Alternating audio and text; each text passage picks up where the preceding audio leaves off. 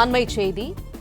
சொத்து குவிப்பு புகாரில் சமயபுரம் கோவில் மணியம் சஸ்பெண்ட் செய்யப்பட்டுள்ளார். இது தொடர்பான கூடுதல் தகவல்களை தருகிறார் எமது செய்தியாளர் மகேந்திரன்.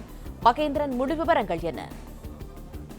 சமயபுரம் அருள்மிகு மாரியம்மன் கோவிலில் மணியம் பதவி வகித்தவர் சொத்து குவிப்பு புகாரில் சிக்கிய நிலையில் அவர் பணியிடை நீக்கம் செய்யப்பட்டிருக்கிறார். திருச்சி சமயபுரம் அருள்மிகு மாரியம்மன் கோவிலில் மணியம் பதவி வகித்தவர் பழனி. இவர் மீது அளவுக்கு அதிகமாக சொத்து சேர்த்த புகாரின் மீது ஊழல் தடுப்பு கண்காணிப்பு பிரிவு வழக்கு விசாரணை நடைபெற்று வரக்கூடிய காரணத்தினால் பொதுநலன் மற்றும் நிர்வாக நலன் கருதி பணியிடை நீக்கம் செய்யப்பட்டுள்ளதாக அமைச்சர் ரமேஷ் தெரிவித்திருக்கிறார். அமைச்சர் ரமேஷ் உத்தரவின் பேரில் இந்த பணியிடை நீக்கம் செய்யப்பட்டிருப்பதாக தெரிவிக்கப்பட்டிருக்கிறது. குறிப்பாக மணியம் என்பவர் கோவிலின் வரவு செலவு கணக்குகளை பார்க்கக்கூடியவராக இருக்கக்கூடிய நிலையில அவர் மீது ஊழல் தடுப்பு கண்காணிப்பு பிரிவு வழக்கு விசாரணை தற்பொழுது நடைபெற்று வருவதால் பணியிடை நீக்கம் செய்யப்பட்டுள்ளார்.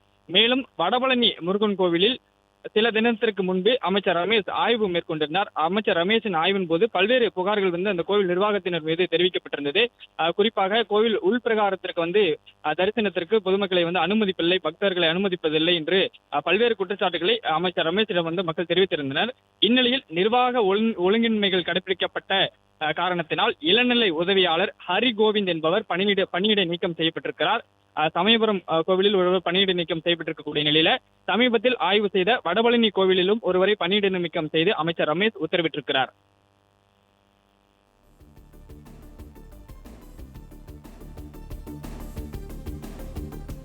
தகவல்களுக்கு நன்றி மகேந்திரன். பிளே ஸ்டோர் மற்றும் ஆப் ஸ்டோரில் இருந்து பாலிமர் செயலியை QR கோடு மூலம் பதிவிறக்கம் செய்யுங்கள். செய்திகளை உடனுக்குடன் பெறுங்கள்.